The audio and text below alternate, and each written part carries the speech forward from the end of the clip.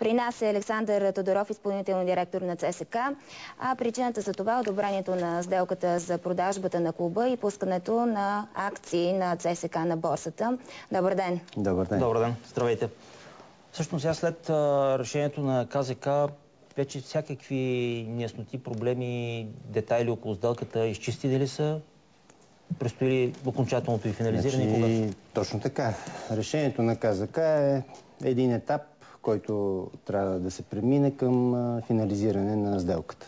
От тук нататък, вече с представителите на Титан, трябва да подпишем окончателния договор, за да може да финализираме сделката. Кога ще стане това? Предполагам в най-скоро време. Може би още днес ще влезем в контакт с тях, за да почнат двата екипа от юристи да работят по окончателен вариант на споразумението. Някакъв проблем от тяхна страна би ли могъл да възникне? Надявам се, че не. Всъщност да ви върна отново към това, че ще бъдат пуснати акциите на клуба на борсата. Това са около над 31% всъщност. Какво ще се промени и всеки фен ли всъщност ще може да се купи акции от любимия клуб? Значи ще бъдат пуснати 100% от акциите. Само че на два етапа. Първият етап, който можем веднага да пуснем, това са около 2 милиона акции, 2 милиона 78 хиляди акции, които почти веднага след приключване на сделката ще предложим на нашите фенове за изкупуване. А останалите 4 милиона и половина акции, вече инвестиционният посредник, който започна да работи, ще ги предложи, надявам се, около Нова година. Тези 2 милиона на каква цена? Най-вероятно на около 2 лева ще бъдат. 2 лева акция? Точно така. А освен феновете, казахте, че и много бизнесмени също ще се включат в това. Вече има ли някакви имена, легенди, ако щете, дори на отбора? Има много. Ние така или иначе даже променихме нашата стратегия. Първоначално смятахме само 7 пакета да разпределиме, но интересът беше толкова голям от нашите фенове, че ще ги пуснем абсолютно свободно. Тези акции, който иска да си ги закупи. Какви рискове крие това? Доколко от тук нататък феновете ще могат да въздействат по някакъв начин на политиката в клуба? Естествено, че ще въздействат. Те ще бъдат собственици на този клуб. А риска от това? Толкова много собственици? Там ще бъдат... Ще има устав, ще има правила, по които ще има всяка година общо събрание. Рискове няма, напротив. Натам смятам, че всички клубове трябва да върват. Абсолютна прозрачност на клуба. Всяка година ще се знае какъв е бюджета, ще го приемат този бюджет. Да, но аз по-скоро ви питам за това големите инвеститори, които ще дават, надяваме се, пари в ЦСК и феновете, които имат по няколко акции, къде ще се сблъскат техните мнения. Едните ще искат да имат някаква възвръщаемост на инвестициите. Феновете пък ще искат да се запазят отбора и да печелят титли. Аз мисля, че абсолютно всички ще искат да се печелят титли. Това така или иначе привлича много средства. Този модел работи успешно, знаем, и в Германия, и в Испания.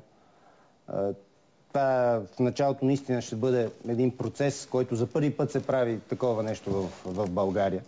По света го има. И началото, така или иначе, може би ще има някакви трудности, но това е пътя. Това е пътя на развитие на нашия футбол. Няма как вече един собственик да дава пари, да издържа клуба. Виждате какви аномалии се случват. Господин Тодоров, тези 10 милиона лева задълженията, които по предварително споразумение с Титан, задължения към държавата, към футболисти, менеджери, агенции и така нататък, в тези 10 милиона ще влезат ли парите от продажбата на тези 2 милиона акции? Точно така. Тоест, хората, които се купуват акции, фактически си купуват изплащане на задълженията. Това е цената на клуба. Това е цената на спасението на клуба. Реално. Тоест да обясним на хората, купувайки си акции, те всъщност плащат цената на клуба. Т.е. изплащат това, което вие се споразумяхте с Титан. Точно така. А защо това трябва да мине през вас, а не направо през Титан, да речем? Защото няма кой да го направи. В смисъл, вие нямате тези 10 милиона лева, за които сте се споразумели с Титан. Ние ще привличаме средства, но тези акции, които ще се изкупат, това е цената на клуба в крайна сметка. Тоест, вие сте посредник? Точно така. Вие сте просто тази фирма, която е Lira Investment, може би до нова година тя вече няма да е собственик, тъй като 100% от акциите ще бъдат продадени. При подписването на договора с Титан, собственик на ЦСК ще бъде Lira Investment. Точно така, до продаване на 100% от акциите. А кой е собственик на Lira Investment? Там са един французин и двама българи. Това няма голямо значение. Тя така или иначе, тя така или иначе, Lira Investment е само посредник, нищо повече. Това е една фирма, през която преминават само акциите. А кои са българите? Няма как. Аз мисля, че излезе в пресата да им каже имената. Те не са някакви популярни и известни. Не са. С какво се занимават? Тя е инвестиционна компания, която въобще не работи на територията на България. Аз отново обаче да ви върна. Хубаво е това за феновете и акциите и така нататък, но вече имаме ли сериозни инвеститори в клуба?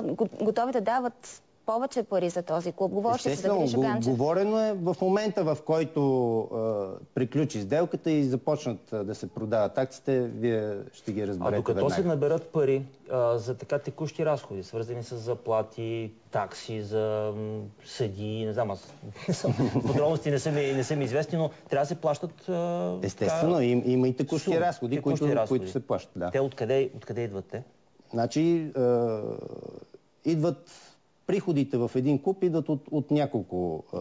Не, в случая за ЦСКА, по принцип е ясно. В случая сега с момента с ЦСКА... ще дойдат първо от спонсори, второ собствени приходи.